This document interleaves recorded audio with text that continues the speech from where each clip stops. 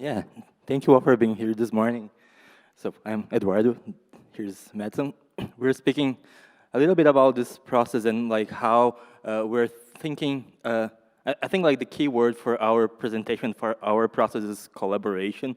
So we'll start a little bit talking about ourselves. And I think I'm first, so, okay, hi. I'm Madison. I'm a visiting assistant professor of practice in the School of Architecture, and I mainly teach design studios to beginning students, so first year, second year. And some of my research interests are architectural representation, beginning design pedagogy, and environmental design. Yeah. And I'm Eduardo Sato. I teach at the School of Performing Arts. I am a musicologist, ethnomusicologist, and I mostly like work with like historical research. And my interests are music and politics, sound studies, and experimentalism. So this project is kind of an opportunity to like put in practice a lot of things that I learned from history. So I think like this project, it's kind of unusual, or like I really enjoy the way that we are thinking about like process and collaboration, because I think we started collaborating in small projects like in the classroom. So Metal invited me to join her studio last semester to collaborate on a project about bell towers. So like her studio was creating bell towers, and I was there to speak about sound. So when we started like connecting in questions about how we can like collaborate and how learning about other forms of art of the arts can improve our own specific practices. So I think like this question, like how to foreground interdisciplinary collaborations in academic context, it's like key for us. So we're trying to to think of our project as an exercise in putting this in motion, right? So, and she also visited my class. I was like teaching a class for like a gen education class, like a pathways course on kind of sound studies, and she gave a lot of like insights about collaborations in architecture and music. So it was a really fruitful collaboration that we're thinking, okay, so what can we do next?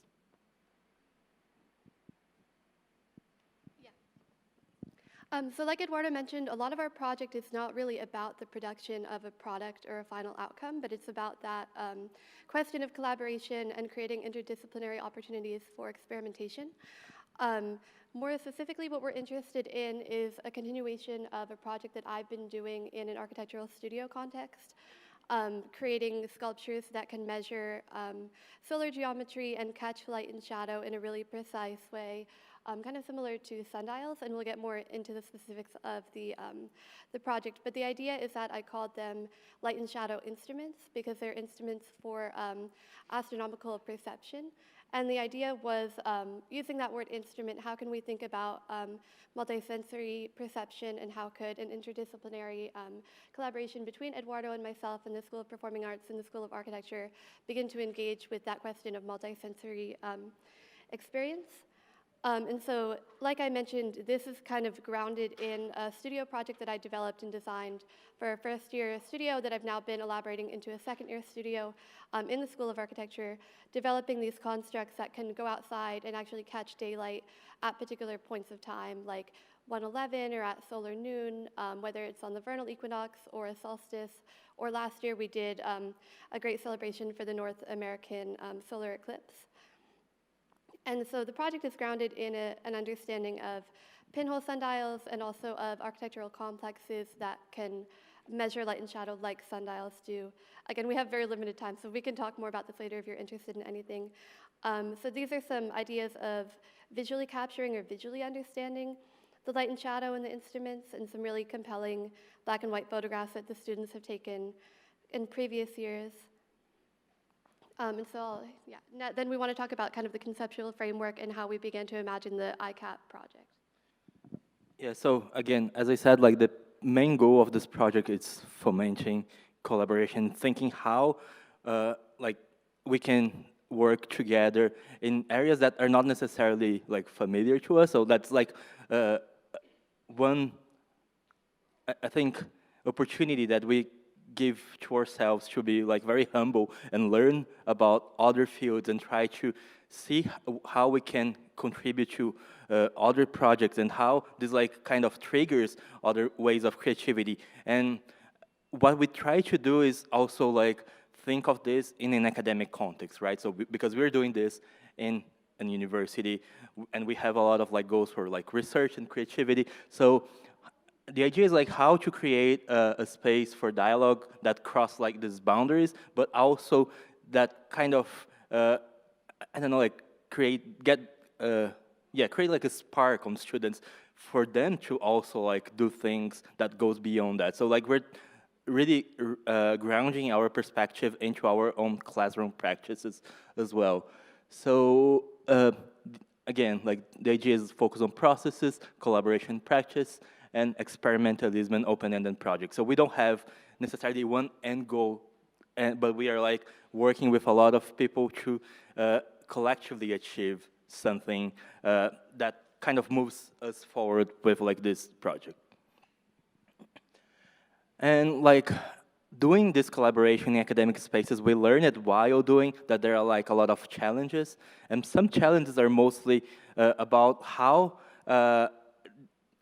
the structure works. So like, what are the incentives that students have to like cross these boundaries, right? Because like a lot of times students are thinking about their credit hours, about how to manage their time, and this is like a strong boundary that sometimes it's detrimental to like this kind of like free space that we're trying to suggest. So that's like something that we face it. So for example, we wanted to teach to like co-teach a class, but was like really hard to make students to enroll in that class because it maybe wouldn't count for their like curricular credits, or they had other priorities in terms of, you know, in this like very goal-oriented way of thinking the university. So what we were trying to do, and so this is like a challenge that we faced it, but we are, so like the way that we solved this problem was to work with a group of interested students who were like willing to give their like free time mostly, or doing like independent research, and kind of created this group. So it's like even more loose than we wanted, because it's like individuals trying to work together and collaborating in some kind of like forum that we create, but also in their own way. So that's like how, like, I think ideally what we wanted to do is having more of a group project where we would like meet regularly, but like what we're doing is having like more like scarce productions, right?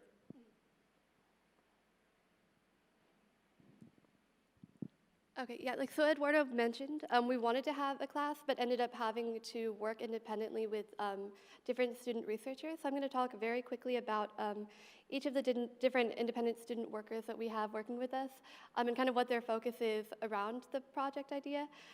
So we've been able to kind of collect these students, mostly architecture or industrial design students, unfortunately. I think that's another challenge that we faced, is that it's hard to recruit maybe music majors or people from other departments just based on their curriculum requirements. So this is Holly, and she's a first-year student who's working on some research about solar charts and understanding the historic graphic representation of solar information, and understanding how we might be able to interpret that into a more architecturally relevant way of drawing and communicating. And she's also researching the Jantar Mentars, which I've mentioned, which are complexes in India that operate like sundials. This is Natalie. She's a student of mine that I've been working with and kind of mentoring for 3 years now. And I've been able to hire her as an undergraduate research assistant. And she's been really helpful in a lot of different ways, but in particular, she's helping to construct and fabricate and design a solar angle drafting tool, which can translate that information that Holly is collecting and then turn it into like plan and section drawings. And these are eventually like some drawings that we'll be able to construct using that tool when it's complete. I also have a graduate assistant, Grace, and she's been really great in terms of like testing the tool, testing ways of working, and also organizing the younger students and being a mentor to them within the group.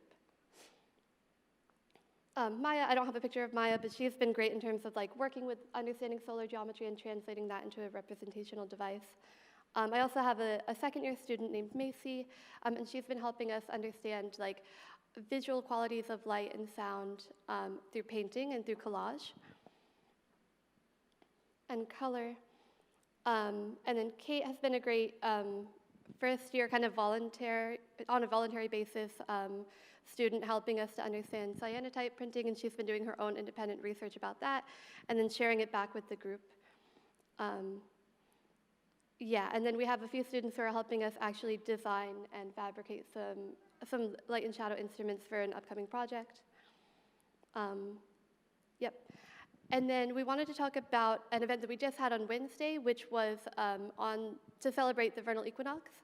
And we had our second-year students begin to share and put out their light and shadow instruments and study them. And we have a real range of possibilities, which I think is exciting. And so based on the architectural models and based on the visual perception of those architectural models, our goal right now is to begin to understand the musical opportunities or kind of like the sonic implications of what those graphic artifacts could begin to turn into. Yeah, so on my end, I entered like this project as someone who was very interested in like these connections between music and architecture from my own research. As I said earlier, I do like historical research, and I found a lot of connection in the archive. So one example is like this score that a Brazilian composer called Heitor Villa-Lobos, he composed it in around 1939. So he couldn't travel from Brazil to the US to attend the New York World's Fair, but he kind of projected himself there. And the way that he did that is that he composed a piece that translated into music a photograph from the New York skyline. So we don't have this photograph, but if we plot all the notes here into like a quadrille paper, you could like see that image, right? So the idea is like this interface is already being exercised for a long time. So in terms of like, this is like one case where it's very explicit, but there's like many others where like this connection kind of helps us to think through like how like this creative process take place. And that's like what I wanted to apply to this project, like making students to think about this, right? And Eduardo's been giving a series of really great talks about graphic scores and graphic representation in music to architecture students. So I think that exchange has been really helpful. Oh, yeah. This is you. Yeah.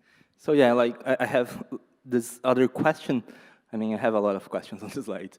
That is like, so how thinking with music and sound change the ways we conceive solar instruments? I think just like these very broad and theoretical questions are at the core of our thinking, because like a lot of times students are working on their own project, but we just, I go there and like offer a perspective about sound when they are like thinking about objects, thinking about how to print something. And I think that makes them think differently about what they are doing. And that's like the process that we are trying to do.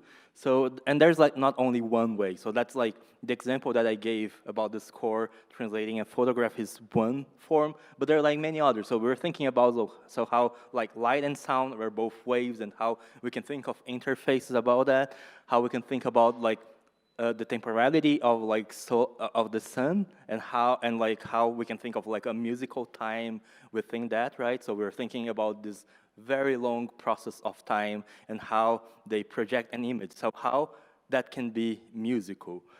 Instruments as mediation. So like we're thinking a lot about like instruments that filter light. That I think whenever we're thinking about music and instruments, I think like it's like a much more clear connection of like musical instruments. So how those instruments can be musical instruments even if they don't produce like sound that is what we usually think of this form of waves, right? And also the idea of like the projections that they create as graphic scores. So like maybe getting musicians to perform whatever is projected on the printed page that we create using those instruments, right? So it's like a broad room for thinking beyond like what we're doing like right now in this like practical term, but it takes time. So that's what we are doing right now. It's like trying to make students and ourselves to think about how this interface, this collaboration can move beyond whatever we are doing.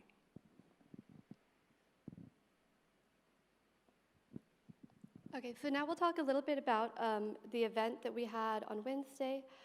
So like I mentioned, we were outside and the students brought all of their 3D printed light and shadow instruments, and we began to go in, look at all of them, and understand the way that the different students conceptualized catching light and perceiving light. So it's more visual based, so we can look at the images of them preparing the light and shadow instruments, orienting them so that they're precisely facing north-south on a leveled table. It was a beautiful day, so we had great weather. These are a few of the instruments. And it was great because we had to have a really close relationship with time and wait for the light to come and kind of understand our orientation as we waited for the shadows to fall in the right place. And we also began to introduce, for the first time this year, the idea of the cyanotype printing. And that's going to be a very important part of our process, we think, in terms of creating a graphic connection that can lead into something more musical. These are the results so far of some of the cyanotype printing. The students are still working on them, like I mentioned, so we're kind of in process and experimenting with this. This is one in the studio that I just saw that's pretty compelling to me. And then we're going to be having an exhibition in the Kogo lobby on April 14th and 15th, so you're all welcome to come and check that out and see not a final product, but maybe more results of the experimentation and the process that we've been conducting together. And then if you want to talk about this. Yeah, and another opportunity that we had was to bring this creation, this process to a conference in Brazil in June. So that's a good opportunity also because we are moving to the South Hemisphere, so changing the quality of the light that we get in these objects, but also getting other audiences to see how these connections happen in a different context as well, right? So this conference, the theme is about silences. So and I think he is one of the author that bases the theme of the conference. John Cage is a composer and artist, and I mean a conceptual thinker that is, I think, at the core of our way of thinking about what art is and and how creating how experimentalism, how our experiment work. So we thought that this will be a good opportunity not only to bring our objects down there, but also to speak about how to think of the absence of sound, or how to think about the absence of light, and or absence of sound with an excess of light, and how this relationship between visuality and aurality works or might work in this context. So it will be a great opportunity to just, expand our range in terms of what we're doing here in Blacksburg and see how this translates into other spaces. And I think this conference also presents an interesting opportunity to show the work within a musical context and within the context of a sound studies conference. So it'll be great for us to kind of continue the conversation with a more global network.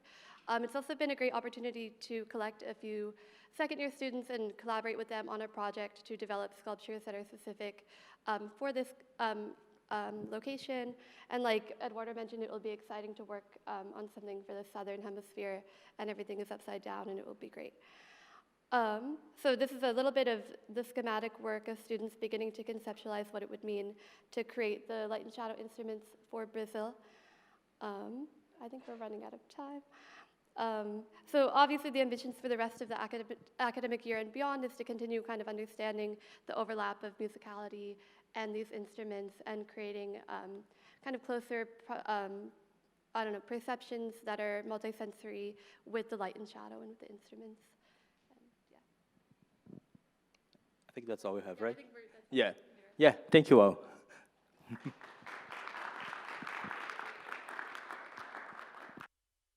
Thank you so much, and I'm really it took me a long time to get the pun of instrument. So thank you for explaining that a little bit. But the idea of instrument as a musical instrument, but also as a scientific instrument, great. I love it. Love a good pun. What questions do we have in the room or online?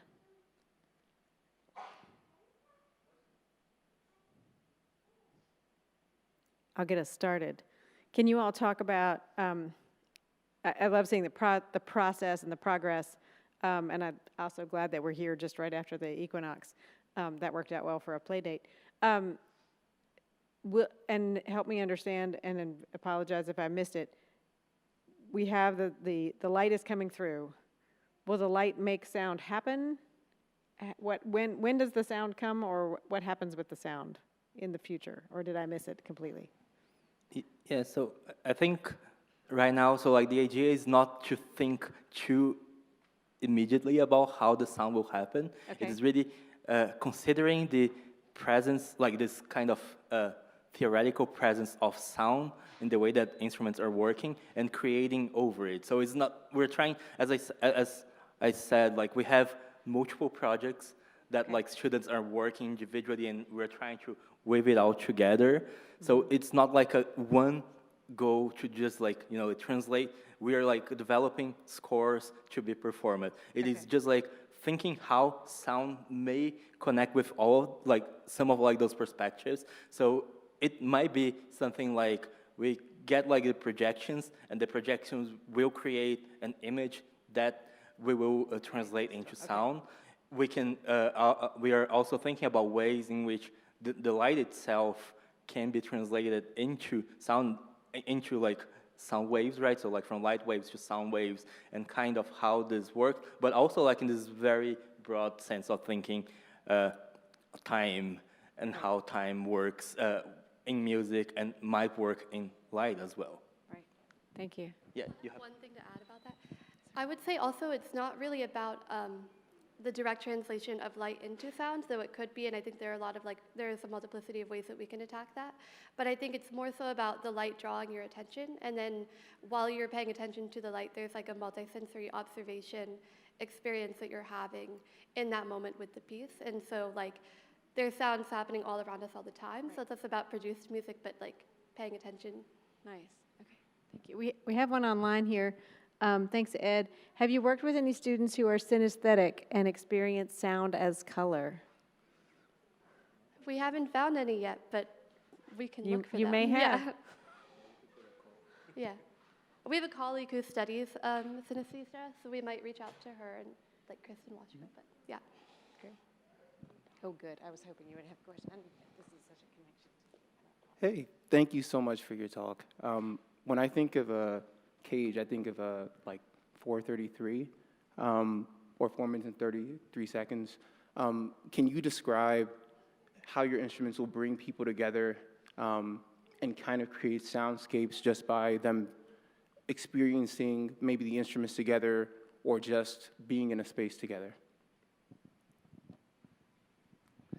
So I think one of the ideas to think with Cage for this instrument is really to deconstruct the idea of like what music is and how sound is surrounding you us all the time. So for example, the example of the equinox is really interesting because the students are there waiting for the light to come at the right angle, right? So like it's, I wouldn't say that's like it's not like the same thing as like 4:33, but this is the idea, like what happens when we are waiting for like the pianist to play, right? What happens when we are waiting for the sun to reach the specific place, right? So like what are the other things that we are looking around? What are the things that we are listening about, right? So that's kind of, I think, the inspiration, and that's what we're bringing. So like that there's like, and I mean, I think we can use this other like Cajun metaphor that, so when we are bringing our instruments to Brazil, there's like a lot of uncertainty because we don't know the space. We're like bringing and like creating this installation. We don't know, like we might be in like a courtyard. We might be in like an open space. We'll have like table setting, putting things from one direction to the other. So like how people will interact to that and think about this object as a sound object or like a sound instrument when they are there to like see light, right? So it is kind of like playing with these expectations of what an instrument is and what like this like visuality and orality can be as well. I don't know if this answers precisely your question. Thank you.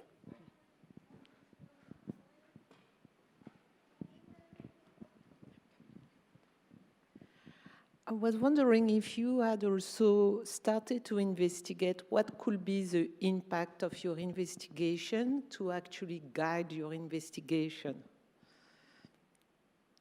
I'm not sure if I understand correctly. Yes, so basically at the moment it's clear you are trying to find out a common language or how you can together work and to produce some type of outcomes.